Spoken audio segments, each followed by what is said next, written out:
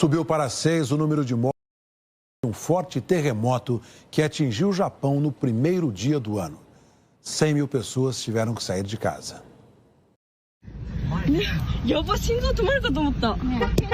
Meu Deus, achei que meu coração fosse parar.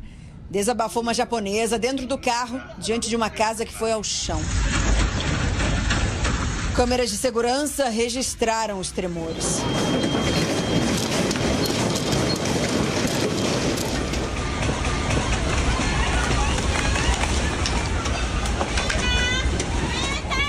Eram 4h10 da tarde, horário local, 4h10 da manhã em Brasília, quando a terra começou a chacoalhar. No feriado do dia 1º de janeiro, quando, seguindo a tradição, milhões de japoneses visitavam templos para celebrar o Ano Novo. O epicentro foi na península de Noto, na província de Ishikawa. Os tremores atingiram a costa oeste da região central do Japão. O mais forte teve magnitude de 7,6.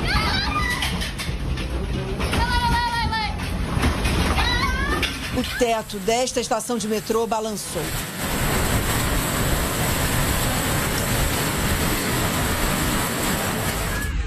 Os tremores destruíram casas, provocaram incêndios. Em algumas áreas, trens e aviões pararam de circular. Houve interrupções nos sinais de telefone e internet. À noite, mais de 30 mil residências ainda estavam sem energia. O terremoto abriu rachaduras em estradas e chegou a sacudir prédios na capital, Tóquio, que fica a cerca de 500 quilômetros de distância. Um porta-voz da Agência Meteorológica do Japão anunciou: é o primeiro grande alerta de tsunami desde o terremoto no Oceano Pacífico em 2011. A agência chegou a alertar para o risco de ondas de 5 metros de altura. Depois rebaixou o grande alerta de tsunami até reduzi-lo a um aviso, o que significa o risco de ondas de até 1 metro. Ondas de 1 metro atingiram também a vizinha Coreia do Sul. A Coreia do Norte e a Rússia também emitiram alertas de tsunami para algumas regiões. No Japão, 100 mil moradores precisaram deixar suas casas em áreas costeiras. Grande parte passou a noite em abrigos em locais mais elevados. Todos os moradores devem continuar prestando muita atenção, pediu o primeiro-ministro Fumio Kishida. As autoridades avisaram que é preciso cuidado com novos tremores ao longo dos próximos 7 dias. Neste primeiro dia do ano, o mundo ficou de olho no Japão, um dos países mais propensos a tremores no planeta. A Autoridade de Regulação Nuclear não registrou problemas em usinas do país. A central mais próxima do epicentro estava com seus 2 reatores parados para inspeções regulares e não sofreu impactos. Brasileiros que moram no Japão relataram momentos de terror. Na TV, uma mensagem preparada especialmente para os imigrantes brasileiros. Por favor, fuja o mais rápido possível para salvar a sua vida. Fuja para um lugar mais alto possível. Mais de 250 mil brasileiros moram no Japão. É a terceira maior presença brasileira no exterior, atrás apenas de Estados Unidos e Portugal. Aline vive há 14 anos na província de Ishikawa e conta que foi um susto. Já chegou o alerta do tsunami. Nós estávamos muito próximo do mar. Então, automaticamente, a gente só conseguiu pegar documento, carteira, dinheiro e galão de água. E aí a gente já foi com os carros e aquele congestionamento nas ruas. É japonês, é brasileiro, todo mundo indo para o mesmo sentido. Daqui para frente, ela diz que vai ficar mais preparada para eventuais terremotos. Nós já tínhamos a consciência de que precisávamos estar preparados, porque o japonês orienta que nós tenhamos uma bolsa, um kit, que nós tenhamos comida, documento. E eu, mesmo com todo esse tempo de Japão, nunca fiz. Nunca preparei. Hoje eu falei, a primeira coisa é comprar tudo que eu preciso. Lanterna, capacete, fazer essa bolsinha e deixar preparada. Porque nessa hora a gente sente falta. O desespero bate. Suelen mora no Japão há 1 ano e meio, mas os filhos de 7 e 11 anos já sabiam o que fazer no momento do tremor. A partir do momento que começou a tremer, os meus filhos já têm esse treinamento aqui no Japão, então eles já correram para baixo da mesa junto comigo e a gente já ficou aqui abrigado, esperando passar esse primeiro momento para depois sair do prédio, né, para poder averiguar como é que iria ficar a estrutura do prédio. Né? E foi bem forte, a mesa tremeu bastante, as nossas portas também tremeram bastante, então isso assustou muito a gente, esse som, né, da casa inteira tremendo, algumas coisas caindo no chão, então foi bem assustador na hora. Os terremotos são comuns no Japão. O mais devastador foi em 1923, quando 142 mil pessoas morreram. O epicentro do tremor de 7,9 foi registrado perto de Tóquio. Em 1995, a cidade de Kobe foi atingida por um forte tremor que deixou mais de 6 mil mortos e 43 mil feridos. Construções inteiras vieram abaixo. Em 2011, um terremoto de 9 graus provocou a morte de quase 20 mil pessoas. Um tsunami devastador danificou os geradores que mantinham o resfriamento dos reatores da usina nuclear de Fukushima. 3 reatores explodiram, espalhando material radioativo num dos maiores desastres nucleares da história. O arquipélago do Japão é altamente propenso a registrar terremotos, porque fica em cima do encontro de 4 grandes placas tectônicas: a placa filipina, a pacífica, a euroasiática e a norte-americana. O choque e a acomodação das placas tectônicas provocam os tremores. O evento de Fukushima em 2011 foi um evento extremo. O de hoje, né, o que ocorreu hoje, 7,5, ele é uma intensidade alta. Porém, as consequências que estão gerando, que estão sendo geradas a partir desse terremoto são bem menores. O risco de tsunami diminuiu, mas autoridades japonesas mantiveram o alerta. A repórter Carolina Cimenti tem outras informações ao vivo de Nova York. Boa noite, Carolina.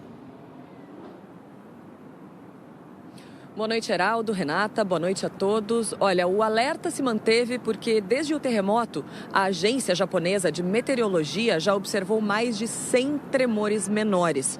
E o governo avisou que há riscos de novos terremotos violentos voltarem a acontecer ainda por uma semana. Ao menos 100 mil pessoas receberam a mensagem para fugir de possíveis tsunamis. A maior parte delas passou a noite em abrigos. Apesar da intensidade do terremoto, a preparação do Japão, a infraestrutura e o treinamento dos moradores para saber o que fazer numa situação dessas ajudaram a salvar milhares de vidas. O primeiro-ministro japonês disse que as equipes de resgate tiveram dificuldades para chegar nas áreas mais afetadas porque muitas estradas estão bloqueadas e pelo menos um aeroporto em Ishikawa, onde fica o epicentro do terremoto, foi fechado com rachaduras na pista de decolagem. Heraldo, Renata. Obrigada pelas informações, Carolina Cimenti, ao vivo de Nova York. Uma construção irregular desabou e matou pessoas em Aracaju. 14 moradores ficaram feridos. Se alguém estiver vendo esse vídeo aí, manda aí pro Corpo de Bombeiro. Isso aqui desabou, pelo amor de Deus, gente. Olha. Vamos ligar pro Corpo de Bombeiro. Já ligamos, todo mundo já ligou, pra todo mundo. Por volta das 7h30 da manhã desse domingo, um botijão de gás explodiu numa kitnet que fica no primeiro andar desta construção. Com o impacto, houve o desabamento. Tirar o povo daqui de baixo, pelo amor de Deus. Quando já com aquele cheiro de gás insuportável para respirar e 10 minutos depois aquela explosão imensa. Que aí a gente ficou, assim, a alma caiu, o corpo caiu e a alma ficou, né? Sem poder se mexer, com medo de se a minha estrutura foi comprometida também, né? Foi só aquele pânico. O susto foi tão grande que a gente faltou só, assim, cair e morrer do susto imenso que tivemos. Nós estávamos num pedacinho de terra e ficou só um cantinho, só ficou um pedaço do quarto e o quarto ia com o meio da cozinha só. Meu Deus, me segure, pelo amor de Deus, segura esse restinho para não acabar com a gente. A gente estava lá dentro e de repente a gente escutou uma explosão. Rápido. Faz um mundo acabando. Os bombeiros liberaram aos poucos para que os moradores retirassem o que sobrou depois da explosão. Seu Carlos teve apenas 3 minutos. Ficou tudo, né? Guarda-roupa, sofá, fogão, geladeira, cama, tudo. E algumas peças de roupa que não deu para pegar tudo. Ele tinha que entrar e sair rápido de lá. Desde ontem, seu Erasmo faz vigília à espera do resgate da filha que está sob os escombros. Como é que fica o coração do pai nesse momento? Partido, né, rapaz? Um acampamento com várias equipes de segurança foi montado em frente ao local. Defesa Civil, Polícia Militar, socorristas, agentes de trânsito se revezaram por mais de 40 horas. Os bombeiros contam com a ajuda fundamental dos cães farejadores que localizaram os corpos. 14 pessoas ficaram feridas. 2 mais graves foram levadas para um hospital da cidade. A explosão aconteceu nos fundos desta casa, que parecia a residência de uma família, mas era um condomínio com 48 kitnets. Uma obra irregular, segundo o Corpo de Bombeiros. Uma unidade que se assemelha a um condomínio, que deveria passar pelo Corpo de Bombeiros, passar por uma análise, uma aprovação e uma vistoria, né, dando o atestado de regularidade. Então essa edificação está irregular e não passou pelo Corpo de Bombeiros. O Corpo de Bombeiros alerta sobre o risco de instalações de gás em local inadequado e de construções irregulares. A gente alerta, solicita que as pessoas observem isso e até um locatário, alguém que venha não só construir, ele exija que tenha um mínimo de segurança. E algumas coisas ele já pode visualizar, uma sinalização de emergência, um extintor, se tem escadas adequadas para uma rota de fuga, no mínimo. E ele pode sim solicitar do proprietário se ele tem algum alvará, alguma liberação, alguma coisa que comprove que ele está regular. Polícia de Santa Catarina investiga se a customização do carro provocou a morte de 4 jovens por intoxicação de monóxido de carbono. Os 4 jovens chegaram à rodoviária de Balneário Camboriú por volta das 3 horas da madrugada de hoje. Tinham ido buscar a namorada de um deles. Quando ela chegou ao carro, os 4 disseram que estavam se sentindo mal. Eles resolveram esperar um pouco no local até melhorarem. Ficaram no veículo com o ar-condicionado ligado. Por volta das 7h30 da manhã, o SAMU foi chamado. Quando eu cheguei no local, foi visualizado que eles não, eu avistei os 4 inconscientes, então nenhum tinha nem respiração, não tinha nenhum tipo de sinal vital, como a gente fala, né? Os 4 estavam em parada cardiorrespiratória. Eu tive que ter apoio, né? Pedir apoio de populares para conseguir retirar as vítimas do carro para iniciar as manobras de ressuscitação. Os 4 morreram no local. Gustavo Pereira Silveira Elias tinha 24 anos. Carla Aparecida dos Santos, 19. Tiago de Lima Ribeiro, 21. E Nicolas Kovaleski, 16 anos. Os jovens eram de Minas Gerais. Fazia um mês que tinham se mudado aqui para Grande Florianópolis. E ontem passaram a virada em Balneário Camboriú. A polícia suspeita que eles tenham sido vítimas de intoxicação dentro do carro.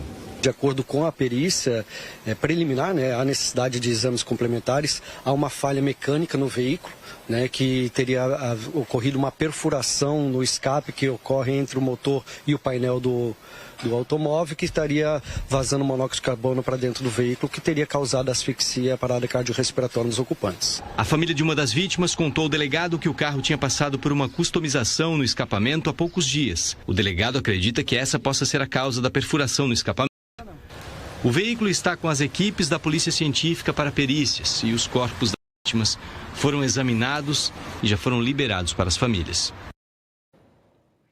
A seguir, Israel anuncia o plano de retirada parcial de tropas da faixa de Gaza. A Suprema Corte de Israel derrubou hoje uma lei de reforma judicial promovida pelo governo do primeiro-ministro Benjamin Netanyahu. Ela eliminava parte do poder do tribunal. Hoje também, o Exército de Israel anunciou que vai reduzir o número de soldados na faixa de Gaza depois de quase 3 meses de guerra. O grupo terrorista Hamas manteve os ataques nesta segunda-feira. Também divulgou vídeos que mostram o lançamento de foguetes contra as tropas israelenses. As Forças Armadas de Israel voltaram a bombardear regiões no centro e no sul do território palestino. Segundo os militares, um dos alvos atingidos foi o comandante do Hamas, Adil Mismah, que participou dos ataques do dia 7 de outubro. O exército de Israel anunciou o plano de retirar milhares de soldados da faixa de Gaza. Vai reduzir as equipes de solo para dar início a combates mais localizados nos próximos meses, além de reorganizar as equipes para uma possível escalada do conflito em outros pontos da fronteira. O porta-voz militar, Daniel Hagari, afirmou que a decisão de retirar parte dos soldados não indica qualquer mudança nas intenções de Israel de continuar lutando, mas que serão feitos ajustes operacionais. Em Rafah, no sul da faixa de Gaza, essas crianças palestinas contam que sonham com paz para este próximo ano. Essa menina de 12 anos diz que sente falta da escola. A defesa de Israel afirmou que 129 pessoas ainda são mantidas em cativeiro pelos terroristas e que o Hamas começou o ano disparando foguetes. Não há um feliz ano novo até que todos os reféns estejam em casa, escreveu. Além da guerra, o primeiro-ministro Benjamin Netanyahu enfrenta desafios internos. Hoje, a Suprema Corte de Israel derrubou uma parte da polêmica reforma judicial proposta pelo governo. A corte anulou a lei aprovada pelo parlamento de maioria governista em julho do ano passado, que impedia os juízes de derrubarem decisões do governo. As medidas que tentam limitar o poder do judiciário causaram meses de protesto em Israel no ano passado. Na decisão, os juízes afirmaram que a reforma enfraqueceria a democracia do país. O julgamento de hoje coloca em teste a coesão do gabinete de guerra, que reúne autoridades favoráveis e contrárias às medidas de reforma do judiciário. O primeiro-ministro israelense ainda não se manifestou. A Ucrânia afirma que sofreu um ataque recorde de drones russos no ano passado. A Força Aérea Ucraniana diz também que conseguiu interceptar 87 dos 90 drones lançados. Os estilhaços feriram moradores de Odessa e um adolescente morreu. Na mensagem de Ano Novo, o presidente Volodymyr Zelensky repetiu a promessa de que o país terá 1 milhão de drones no seu arsenal. Já Moscou culpou o governo ucraniano pela morte de 4 pessoas em Donetsk, cidade na Ucrânia controlada por separatistas apoiados pela Rússia. Pela primeira vez na história, a cerimônia de abertura dos Jogos Olímpicos, em julho, vai ser realizada fora de um estádio. O cenário inédito será o Rio Sena, no coração de Paris. As delegações de todos os países vão desfilar em barcos por um trecho de 6 quilômetros do rio que corta a capital francesa, entre a ponte de Austerlitz e a Torre Eiffel. A cerimônia será aberta ao público, cumprindo uma das promessas da candidatura de Paris, uma edição das Olimpíadas mais acessível e barata. Os organizadores ainda não estipularam um número total de espectadores, mas ele pode chegar a 500 mil. Alguns lugares serão reservados e pouco menos de 100 mil deles já foram colocados à venda. Um dos grandes desafios dos Jogos de Paris é desenvolver o complexo esquema de segurança para esta festa. No fim de novembro, 8 meses antes do início das Olimpíadas, a prefeitura da cidade anunciou a primeira parte do plano. Le contour de celui de l'organisateur. Bruno Lerré, diretor de segurança do comitê organizador, explicou que existe uma tentativa de passar as informações com o máximo de antecedência, mas que ainda faltam detalhes e que é preciso escutar as opiniões das pessoas para causar menos transtornos para todos. O esquema de segurança da cerimônia de abertura vai mesmo mexer com a realidade de Paris. A cidade vai interromper a navegação no trecho do rio que vai receber a cerimônia dias antes do início das Olimpíadas e interditar a circulação de pessoas e veículos em uma zona de mais de 10 quilômetros. As pessoas vão ter que apresentar justificativas para entrar nessas áreas, além de passar por uma revista. Moradores e comerciantes locais ainda terão que fazer um cadastro online. No dia 26 de julho, data da cerimônia de abertura, esse perímetro de segurança será alargado e as regras de circulação ainda mais restritivas. O espaço aéreo de Paris será fechado por 5 horas em um raio de 150 quilômetros, o que vai interromper as operações dos 2 maiores aeroportos do país. A mobilização de agentes de segurança será sem precedentes na história da França. Cerca de 40 mil entre policiais e militares. Serão 4 agentes a cada 100 metros. Camille Chese é a porta-voz do Ministério do Interior, que é o responsável pela segurança no governo da França. Ela admitiu que este é um desafio jamais visto pelo país e disse que o esquema de segurança será adaptado até o último momento para reduzir ao máximo as ameaças. O terrorismo é a maior preocupação dos franceses. Em dezembro, só 2 dias depois do anúncio do plano de segurança, um homem matou um turista e deixou outros 2 feridos. A faca nesta ponte pertinho da Torre Eiffel. A cerimônia de abertura voltou a ser questionada e pela primeira vez falou-se em um plano B. A declaração veio do próprio presidente Emmanuel Macron. Em uma entrevista para um canal de televisão francês, Emmanuel Macron admitiu que é preciso planejar uma alternativa diante do aumento das tensões internacionais e do crescimento de ataques terroristas. E lembrou que os franceses já passaram por isso. Em 2015, Paris e a região metropolitana da capital sofreram uma série de atentados que deixaram mais de 100 mortos e traumatizaram o país. A porta-voz do Ministério do Interior diz que o governo francês tem certeza que o terrorismo é a principal ameaça para os Jogos e que, por isso, é preciso tomar providências com antecedência para não deixar nada ao acaso. Os perímetros de segurança e a fiscalização serão fundamentais. Faltam 6 meses para a cerimônia de abertura das Olimpíadas de Paris. Um evento inédito e que, ao mesmo tempo, gera enormes expectativas e temores. A seguir, tem a previsão do tempo para a primeira semana do ano. Equipes da Força Aérea e da Polícia Militar de São Paulo fazem buscas por um helicóptero que desapareceu a caminho de Ilhabela, no litoral paulista. Ele decolou do Campo de Marte a 1h15 da tarde de domingo. 2 horas depois, fez o último contato. 4 pessoas, o piloto e 3 passageiros, estavam a bordo. Uma das passageiras chegou a enviar essas imagens para o namorado, mostrando que o tempo estava bastante encoberto. Um temporal provocou muitos estragos em Belo Horizonte e região metropolitana. Na capital, a enxurrada arrastou carros, destruiu ruas e deixou moradores ilhados. A enchente invadiu casas em Ibirité e em Contagem. A Eliana Marques conta pra gente se a chuva vai continuar lá em Minas Gerais e a previsão do tempo para todo o país. Aqui está ela. Boa noite, Eliana. Oi, Heraldo, Renata, um feliz ano novo e para você um ótimo 2024. Eu começo com Belo Horizonte, que tem possibilidade de registrar 170 milímetros de chuva até domingo, praticamente a metade da média do mês, só que em 6 dias. O Instituto Nacional de Meteorologia colocou todo o estado de Minas Gerais e essas áreas do país no aviso de chuva intensa. Há risco de raios, corte de árvore, queda de árvore e corte de energia por causa dos ventos fortes. Inundações também são esperadas de acordo com o CEMADEM, Centro Nacional de Monitoramento e Alertas de Desastres Naturais, principalmente nessas partes que estão em laranja, no Vale do Mucuri, na zona da Mata Mineira e também no noroeste do estado do Rio de Janeiro. Onde está amarelo, é menor a probabilidade de ocorrências. Esse outro mapa chama a atenção para o solo saturado, que desliza mais fácil. É o caso do Vale do Mucuri de novo e do Vale do Rio Doce, além do Espírito Santo, do litoral da Bahia, de Pernambuco, da Paraíba e do Rio Grande do Norte.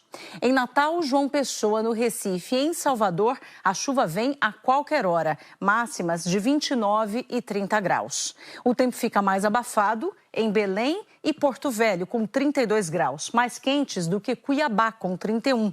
Em Palmas e São Luís, 29. Em Goiânia e Vitória, 27. Em Brasília e Florianópolis, 25 graus. Todas essas capitais têm potencial para as pancadas de chuva. Elas podem atingir também Teresina, Macapá e Rio Branco. Faz sol o dia todo no oeste do Rio Grande do Sul, de Boa Vista a Manaus e no litoral de São Paulo. Na capital paulista e na cidade do Rio, tarde quente, com 30 graus e pouca chuva. Agora vamos falar dos temporais durante a primeira semana do ano por causa de umas ACAS, sigla para Zona de Convergência do Atlântico Sul, sinônimo de muita chuva de norte a sudeste, principalmente nas áreas que estão em rosa, no Espírito Santo, norte de Minas, de Goiás, de Mato Grosso, também no Tocantins, sul do Maranhão, do Piauí e da Bahia. No leste nordestino, tende a chover mais até o fim do mês. E janeiro deve ser mais seco do que o normal do Ceará ao Acre, no Pantanal e na região sul. Enquanto o calor vai predominar em praticamente todo o Brasil, impulsionado mais uma vez pelo fenômeno El Niño. Até amanhã, Heraldo e Renata. Até amanhã, Diana. Começou a valer hoje o novo valor do salário mínimo, R$ 1.412, um aumento de quase 7%. A diferença de R$ 92 vale também para aposentadorias, pensões e benefícios, como o seguro-desemprego. A seguir, a festa de Réveillon pelo Brasil. Uma multidão acompanhou a chegada de 2024 na Times Square, em Nova York. A meia-noite foi marcada pela tradicional descida da bola de cristal, um espetáculo que se repete há mais de 100 anos. No chão, milhares de pessoas enfrentaram um frio de 5 graus no Réveillon mais famoso dos Estados Unidos. Em Salvador, a virada do Ano Novo começou na última quinta-feira e só termina hoje à noite. Quem deu as boas-vindas a 2024 foi Ivete Sangalo. Parou! Atenção! Feliz Ano Novo! Foram mais de 12 horas de shows para saudar o novo ano. E a multidão permaneceu na Arena Daniela Mercury até o fim. Do outro lado da cidade, os fiéis católicos já acompanhavam as homenagens a Bom Jesus dos Navegantes. Depois da missa, a imagem de Bom Jesus dos Navegantes se despediu da imagem de Nossa Senhora da Conceição e foi levada até a galeota Gratidão do Povo. Há mais de 100 anos, é essa embarcação que leva a imagem do santo em procissão marítima pelas águas da Baía de Todos os Santos. A renovar nossa fé e fazer os pedidos, para esse ano de 2024. Ao chegar na ponta de Humaitá, a imagem seguiu em procissão até a igreja de Bom Jesus dos Navegantes, uma devoção de mais de 200 anos. No fim do dia, o encontro foi novamente na Arena Daniela Mercury. A união da família Gil empolgou uma multidão que cantou eternos sucessos do patriarca desta família. A pequena família e a grande família, que é a Bahia. Tanta gente de todos os lugares, não só de Salvador, e nessa época do ano vem muita gente de outros lugares. Essa coisa do ciclo, da passagem do ano, não é uma coisa muito marcante para os povos todos no mundo inteiro, né? Poder cantar no dia 1º em Salvador é um presente. Então eu começo o meu ano já com um presságio de um ano muito próspero, com muito axé. Outros 5 artistas passam pelo palco para encerrar a festa da virada em Salvador. Quando a gente está contente, nem pensar.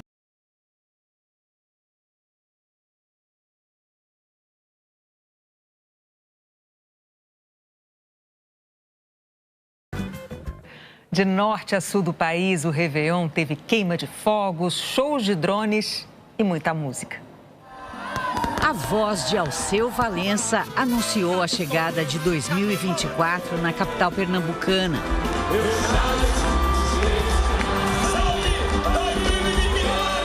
15 minutos de fogos iluminaram o céu na Praia do Pina, no Recife. Na areia, abraços, emoção e pedidos. Eu espero em 2024 continuar colhendo esses frutos que eu trago na minha camisa. Um palco cheio de estrelas no Réveillon em Fortaleza. Marina Sena, Ney Matogrosso e Titãs cantaram para a multidão na praia de Iracema.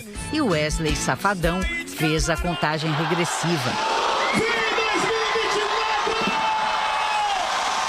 Os fogos iluminaram a orla, que teve ainda um show de drones ao som da música eletrônica do DJ Alok. As atrações maravilhosas, seguro, uma energia muito boa, realmente tudo que a gente precisa para virar bem o ano. Em Maceió, mais de 1 milhão de pessoas lotaram 5 quilômetros da orla para comemorar a chegada de 2024.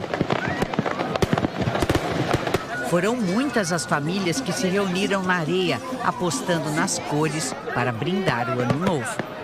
Eu coloquei um verde para a esperança, para o próximo ano ser tudo mais leve. Samuel Rosa anunciou a chegada de 2024 em Aracaju.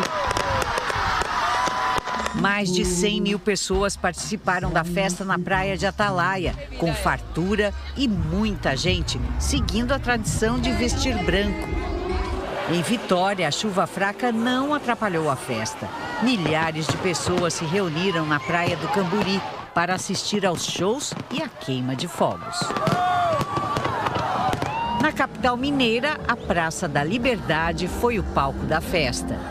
Os 400 drones que fizeram o espetáculo no céu vieram de Dubai, mas programados para projetar a cultura do povo mineiro e sua terra.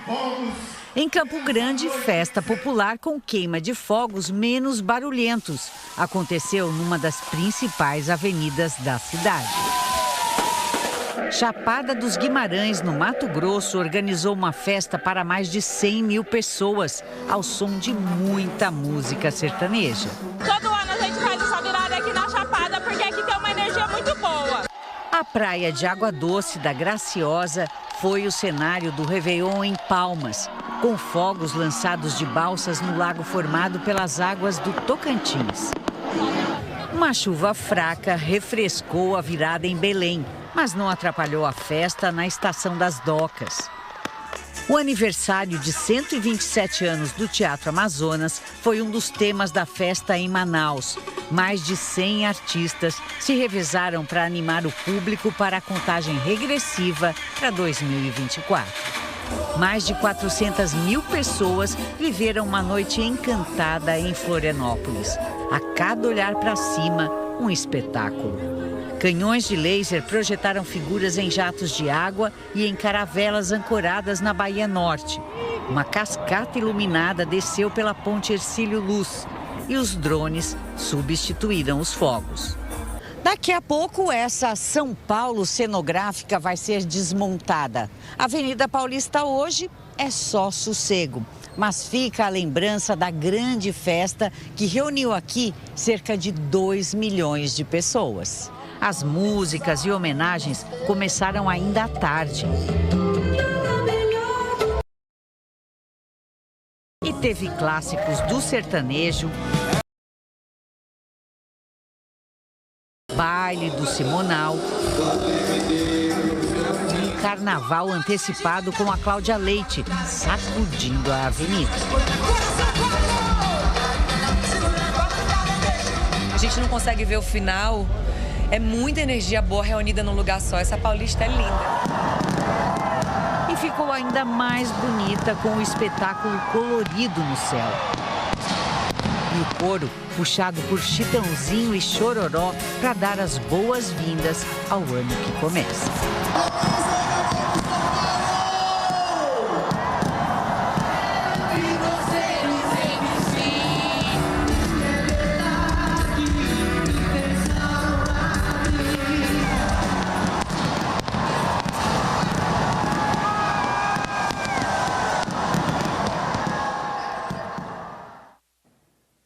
No Rio, a virada na praia de Copacabana teve, pela primeira vez, o som de uma orquestra.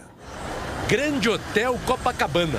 Deve ser o maior do mundo e nem cobra diária. Assim não dá vontade de ir embora. Foi bem tranquilo. A segurança tá ótima, muito limpo, bem organizadinho. Alguns acharam muito bom. Outros ainda estão achando tudo ótimo. O pedido da Mônica na virada do ano já começou a se realizar no primeiro dia. Meu trabalho está sendo muito lucrativo, consegui juntar muitas latinhas, graças a Deus, estou satisfeita. Em 2024, o sol nasceu tímido e mesmo assim os visitantes vão ficando. É pura vontade de continuar aquela festa, de prolongar os momentos incríveis que só essas areias conseguem proporcionar. Me deram a passagem, falei, cara, eu vou para Copacabana. e foi maravilhoso. É uma longa espera por um segundo que vai transformar tudo. Eu vim de ônibus. Quantas horas de viagem? 2 dias e meio de viagem. Só para passar o Réveillon. Só para passar o Réveillon. E tá chegando o grande momento. Segundo a prefeitura, 2 milhões de pessoas foram a Copacabana. Quando a música começa, o tempo passa voando. Primeira vez aqui em Copacabana, maravilhoso, sensacional. E por uma feliz coincidência, o pessoal em cima do palco tá tendo a mesma sensação. Não tô acreditando que tô aqui. Eu via lá do fim do Brasil, lá no interior, 7 mil habitantes, 6 mil habitantes. Vi isso da TV, assim, eu nem sabia como é que fazia pra vir cantar aqui, sabe? Então me...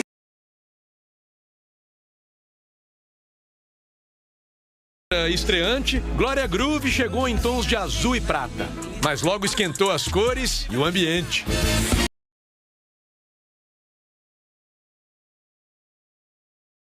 Palcos só samba. Jorge Aragão, Diogo Nogueira, Belo e Tereza Cristina.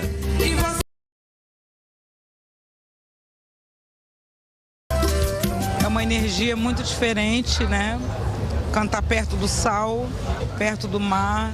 Para chamar o ano novo, Ludmilla chegou. Quem está preparado para 2024 realizar todos os sonhos aí? Que artista não quer a companhia de um coral de milhões de vozes? Tu não tem nada pra fazer e fica nessa... E pertinho da meia-noite, Copacabana ainda tinha muito fôlego para contagem regressiva.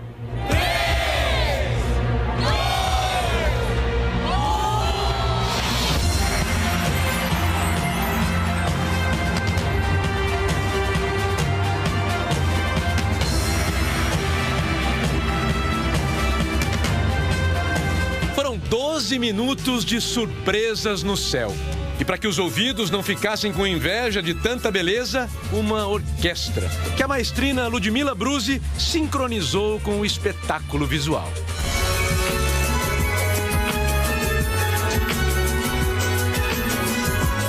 Quando Cascatas Douradas homenagearam a cantora Rita Lee, a obra dela surgiu no palco também.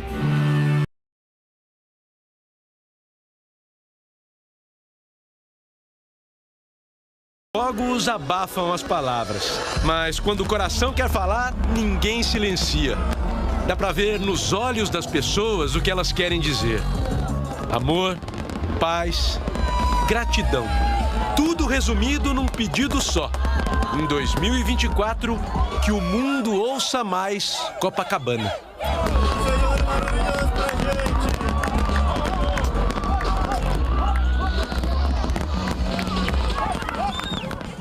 Pronto, começou 2024. Aí.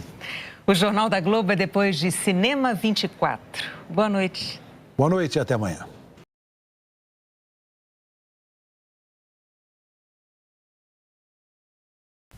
Fala galera, beleza? Aqui quem fala é o Diego, que é o canal Diego Esportes. E tô chegando para te avisar que vai ter Valência e Vila Real pela 19ª rodada do Campeonato Espanhol. E nesse vídeo de hoje você vai ficar por dentro e vai saber todas as informações. As principais e últimas informações da equipe do Valência e também as últimas notícias da equipe do Vila Real.